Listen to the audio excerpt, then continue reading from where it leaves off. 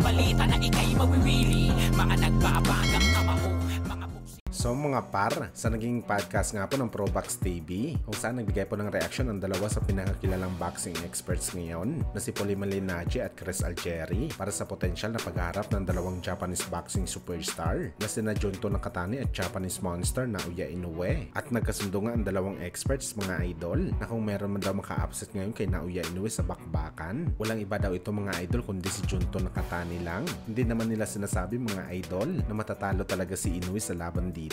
Sa katunayan nito, siya pa rin daw ang posibleng maging paborito para manalo sa laban na to. Ang pinapuntulan ni Malignaggi at Algieri, walang sino man daw sa super bantamweight ang threat para kay Inoue maliban lamang kay Nakatani. Kaya daw kasi mga idol ni Junto Boy na tumapat sa lakas at bilis ni Inoue sa ring. Idagdag pa daw dito mga idol ang advantage ni Nakatani sa tangkad at haba ng kamay. Well, para sa atin mga idol, ang isa siguro sa mga arsenal na meron si Nakatani na siya talagang magpapahirap kay Inoue sa laban. Ang galing nito pagdating sa distance fighting. Pag pinagsama kasi mga idol, ang haba ng kamay at marunong gumamit ng distansya sa laban, mahirap talaga talunin ng isang boxer, lalo na pagdating sa puntusan. Kagaya sa ginawa ni Dimitri Bivol kay Canelo Alvarez, na wala man sapat si Bivol ng lakas para in-knockout si Canelo, dinaan niya naman ito sa distansya at puntusan. Ang tanong na lang talaga dito mga idol sa bakbakan ni Inoue at Nakatani, kaya ba i-handle ni Junto Boy ang lakas ng kamao ni Inoue? Dahil kung hindi mga idol, may intimidate talaga siya sa lakas ng Japanese monster. At wala na, finish na ang laban kapag nangyari to. Kung saan suggest lang talaga natin mga idol para sa kampo ni Inoue. Kung balak talaga nila palagan si Junto Nakatani, mas mabuti mga idol,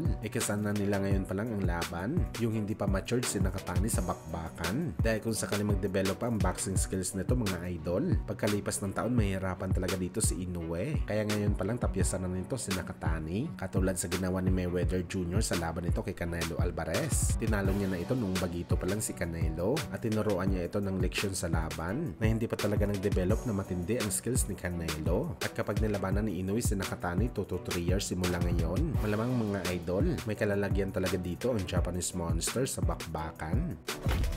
Sa kabilang banda naman mga idol, WBO inutusan na si Sebastian Pondora na labanan si Terence Crawford kung saan sakali maglaban sila mga idol. Ibig sabihin nito, unification fight sa 3 titulo ang mangyayari. Isang laban na lang sa title fight. Undisputed title na ito sa 154 pounds. At sakaling swertihin dito si Crawford mga idol na siya naman talagang paborito para manalo dito, maging 3 division undisputed champion na ito mga idol sa boxing sports. At siya pala ang makagawa sa record na to mga idol. At kapag sakaling nangyari daw ito mga idol, pwede na daw ihalin tulad natin si Crawford sa mga greatest fighter kagaya ni Manny Pacquiao at Floyd kapag resume ang pag-uusapan sa boxing sports. Malaking achievements daw kasi mga idol ang pagiging 3 division undisputed champion.